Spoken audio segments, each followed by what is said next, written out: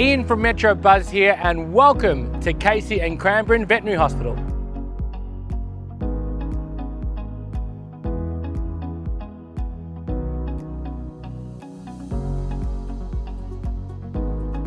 Hi, I'm here with Dr. Leanne. How are you? Good, thank you. Tell us a little bit about yourself. I'm Dr. Leanne Vestige. I'm the clinical director here at Casey and Cranbourne Vet Hospital, and I've been here since 2006. We pride ourselves on being a family-friendly vet clinic, and we've been servicing the community of Cranbourne since 2006, and we treat every pet as if they are our own. What recommendations can you give to first-time owners of puppies and kittens? Yeah, so we see puppies generally coming in after they've had their first vaccination with the breeder, and that generally they're about 6 to 8 weeks when they've had that. We see them then for their first C5 vaccination between 10 and 12 weeks, and then they have their final one between 14 and 16 weeks. Also for kittens, same thing, they generally have the first one with the breeder or the rescue group, and then we see kittens for their vax at sort of 10 to 12 weeks, 14 to 16 weeks. The other thing that we recommend for cats is feline AIDS vaccination, which is a different protocol, and that's for cats that are going to be going outdoors, because feline AIDS is spread through being bitten by infected cats. What do you think is the most common mistake first-time puppy owners and kitten owners make? The biggest mistake? I think it's making sure that they know the right sort of feed to give their pets. Sometimes you do get the myths that we'll find is that they'll be told to feed Wheat Bix. That's not nutritionally balanced. Mince is not nutritionally balanced for a puppy. It doesn't contain the calcium and phosphorus that they need for growth. So getting them onto a commercially prepared puppy or kitten food, and for puppies it varies on size, so small breed puppy needs specifically small breed food, a large breed puppy or giant breed puppy needs puppy food for large breeds, because they're going to be growing at different rates. I understand you have a puppy preschool program. Tell us more about that. Yeah, we do. We run puppy preschool classes here on a Saturday, and they run for 4 weeks, and the puppies that start the class are aged between 8 and 14 weeks, because that's when they're actually going to learn the most. And it's run in a dedicated puppy preschool area, which is right out the back, and only puppies can go into that area. We don't allow any other dogs into that area, so it's safe, it's disease free. And the most important thing of the puppy preschool is they do learn to socialise with other puppies of about the same age. And then at the end, they get this amazing graduation pack, and we haven't had any fail yet. Tell us a little bit more about your cat-friendly clinic program.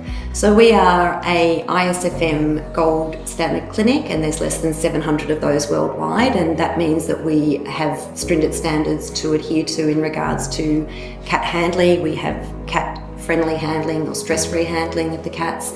We use Valley-Way that we spray on our hands, on the table and on the cat scales. We have a cat-only consult room that we only see cats in. We have a cat-only waiting area and a separate cat hospital ward. So it just means that the cats are separated from the dogs, and to de-stress the cats when they come into the clinic. When does a pet owner know their pet needs dental care? So the common things that you'd be looking for, the most obvious one is that the breath smells, their pet's breath smells. They might see tartar on the teeth, they might see red gums, they might also see that they're reduced appetite, particularly the dry food, they'll stop eating that, or they might favour one side of their mouth, so they might chew on one side because the other side's sore. They're the most common things, and to try and keep their teeth healthy, we do recommend dental chews or dental diets, so they're the most common things. And people can do home cleaning as well, and getting them used to home cleaning early is really important, and that's using a pet-specific toothbrush and a pet-specific toothpaste, because you can't use human toothpaste because dogs and cats can't spit, so we can't use fluoride toothpaste. When a pet is totally healthy, what in terms of maintenance does a pet owner need to know about?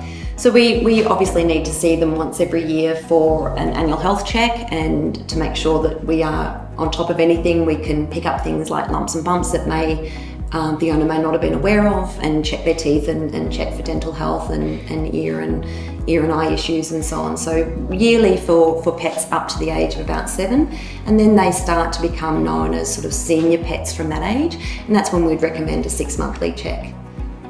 What do first-time visitors need to know before they come into the practice? So it might seem obvious, but for cats they need to be in a secure cat carrier, and then we ask them to go and wait in the cat waiting area, and we have Falloway sprayed towels or blankets that we can put over the cats to completely de-stress them and keep them away from dogs. And for dogs, on a lead and with the collar being secure. And if we've got a dog that isn't that friendly with other dogs, if they can at least let the clinic know beforehand, and we have an area outside that they can be waiting in, and we can always see them out there if needed. Obviously, every owner needs food at home, but other than food, what are the must-haves that pet owners need to know about? So for dogs, for example, we'd look at them having Kong toys and environmental enrichment, because they do get bored in the backyard by themselves, and Kong toys are a great way for keeping them occupied during the day. More than obvious is fresh water, being in plenty of shade as well, for particularly during summer, and somewhere to shelter if they're outside and it's wet. And in terms of car journeys, they all need to be secured with a car harness, so that's important that they have one of those. And then a lead and a collar, obviously. And cats? So for cats, the most obvious one is litter trays. And what people may not be aware of is that for the number of cats that you have in the house, you should have that number +1 of litter trays. So for example, if you've got 3 cats, you should have 4 litter trays, and they should be all separated around the house, not all together, because that just makes one big litter tray. And what people also aren't aware with cats is that they don't actually like their food and their water to be in the same location. So they can be in the same room, but in different locations. The other thing for cats is they have an increased tendency to obesity because they're not active like dogs. They're not taken for walks like dogs. So we do recommend environmental enrichment. They like laser pointers, they like feathers to chase, and watching their diet as well, not ad-lib feeding. That's important for cats. And scratching posts, so they've got something to scratch on rather than the furniture.